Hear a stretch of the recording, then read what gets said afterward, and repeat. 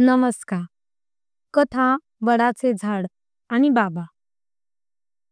ही एक अशा मुलाची कथा आहे ज्याने लहानपणी आपले वडील गमावले, पण त्याची शिकवण, त्यांचे शब्द आणि त्यांचे लावलेले एक झाड त्याच्या आयुष्यातलं मार्गदर्शक ठरतं.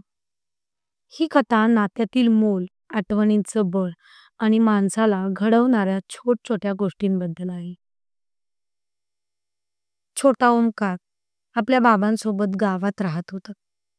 त्याच्या घराजवळ एक वडाचे छोटेसे रोपटे असते, जे बाबा दररोज पाणी घालतात आणि म्हणतात, "हे झाड जसं मोठं होईल, तसं तुझं आयुष्यही मोठं होईल. पण झाडासाठी पाणी लागेल आणि आयुष्यासाठी प्रेम." एका पावसाळी दिवशी ओंकारचे बाबा आजारी पडतात आणि काही दिवसातच ते या जगातून जातात. आई आणि ओंकार दोघेच उरतात. ओंकार खूप हरवलेला असतो, पण घरासमोरील वडाचे झाड त्याला आठवतं. त्याला पाणी घालणं सुरू ठेवतो, कारण बाबांचे ते शेवटचे शब्द त्याला आठवत राहतात. ओंकार मोठा होतो, पण परिस्थिती खूप कठीण असते. शाळा, काम, जबाबदाऱ्या सगळं करताना थकतो. पण झाडाच्या सावलीत बसून त्याला बाबांचे हास्य आठवतं. त्याची पाठशिवणी आठवते. तो स्वतःशीच म्हणतो, "मी हारू शकत नाही, कारण बाबा मला कधी हार मानायला शिकवलेलीच नाही." शेवटी ओंकार शिकतो, मेहनत करतो, नोकरी मिळवतो, मुलाला, आईला छान घर देतो.